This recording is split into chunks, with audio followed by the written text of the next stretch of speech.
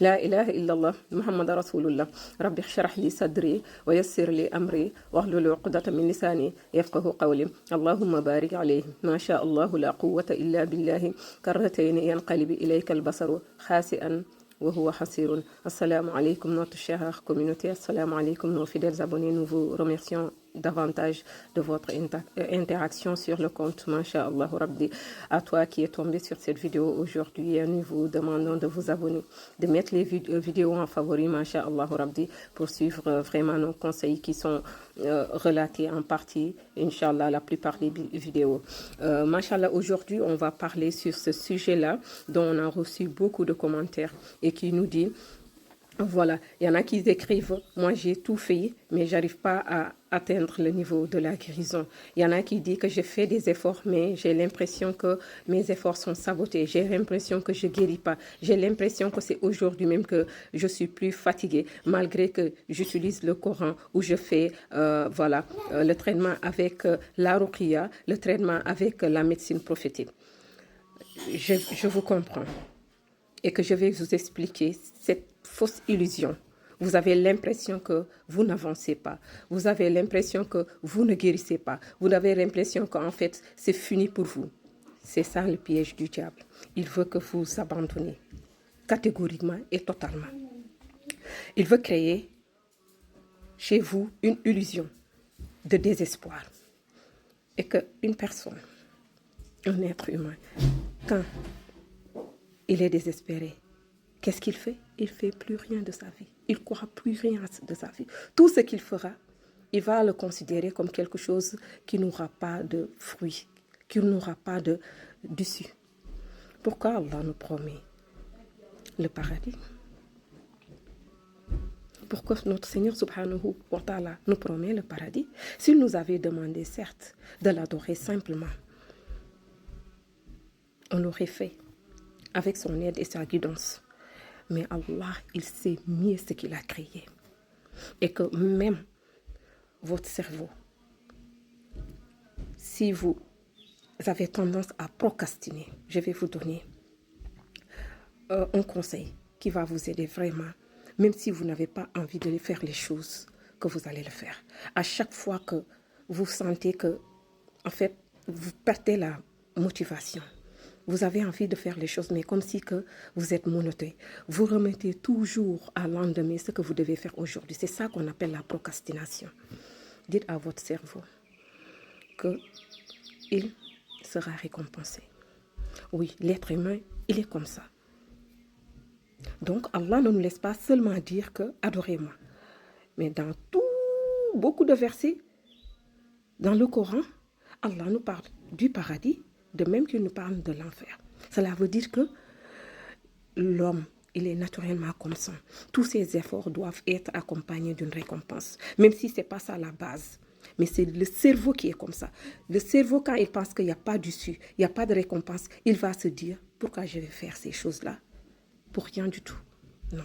Apprenez aussi à diriger vos pensées dans ce sens-là. À chaque fois que vous vous sentez devant une tâche, réticente, pour vous impossible à faire, même pas parfois votre cerveau va vous dire que vous êtes incapable d'y arriver. Dites-lui que on va faire l'effort, on va essayer et vous serez récompensé. Donc cette idée même de donner à votre cerveau l'idée de récompense, c'est de la dopamine. Et scientifiquement et médicalement, vous savez ce que signifie la dopamine. Ça stimule l'envie de faire, la motivation. Donc le cerveau a été programmé comme ça. L'homme a été créé comme ça, avec une idée, avec des efforts qui seront récompensés. Donc dites-vous à chaque fois, même vous les entrepreneurs, qui vous faites beaucoup de choses pour que votre entreprise marche, et à un moment donné, vous sentez que vous êtes, vous tournez en boucle. Vous voulez abandonner, vous êtes démotivé.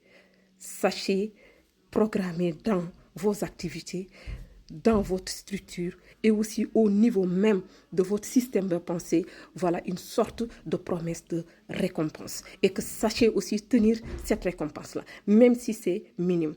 Par exemple, je vais vous donner un exemple.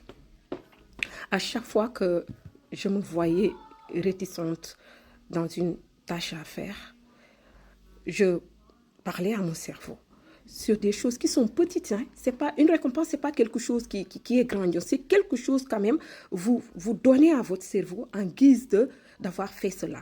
La prochaine fois aussi, quand votre cerveau va être réticent à créer quelque chose, vous vous rappelez de l'autre fois, quand il a été récompensé, votre cerveau va se mettre à dire « Ok, je vais le faire parce que j'aurai une récompense. » Et qu'est-ce que je faisais? Je cherchais des choses que j'aimais. Très simple. Par exemple, le café, je l'adore. Voilà. Le soir, j'adore faire une tasse de thé. Voilà. Bien mentée et que voilà, et je l'accompagne avec des arachides.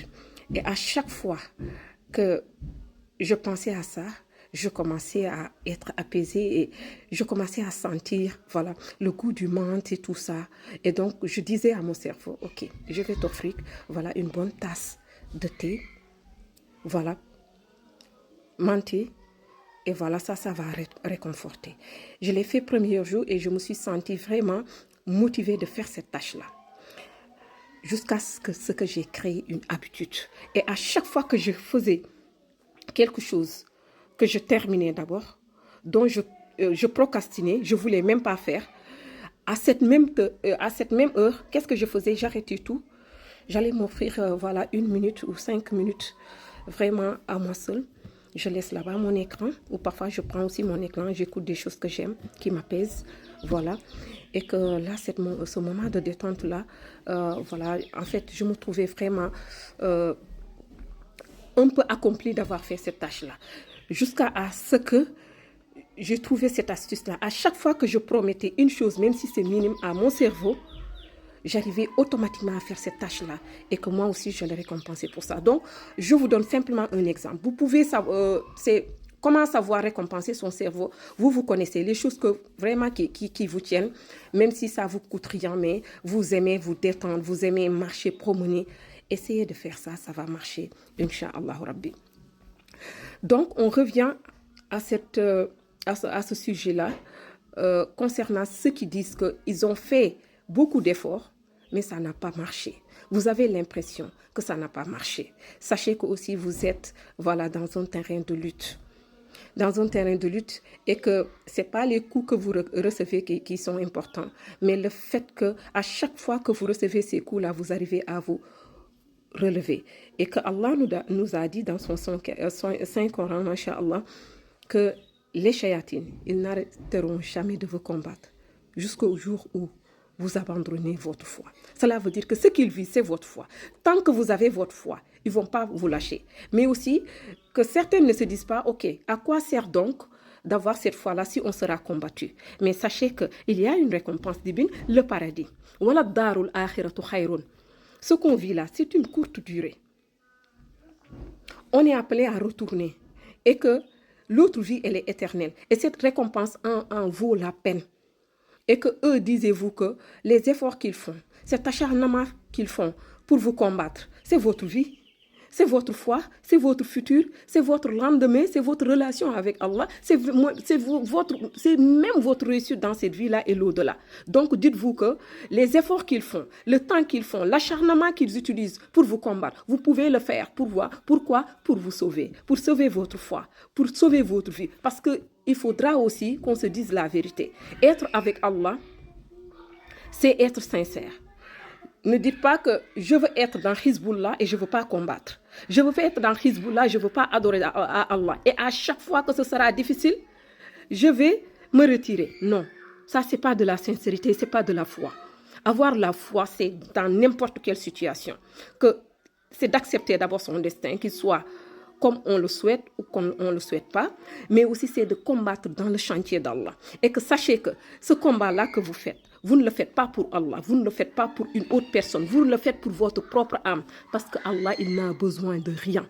Mais Dieu veut nous aider, Dieu veut nous sauver. Il nous a donné une chance. Quand notre prophète Adam, alayhi salam, notre père, a demandé pardon au paradis, Dieu veut nous donner une seconde chance. C'est que dit, allez-y, c'est-à-dire descendez sur terre. Ceux qui s'ouvriront n'auront rien à craindre. Donc, tu es là pour te racheter, parce qu'on était au paradis.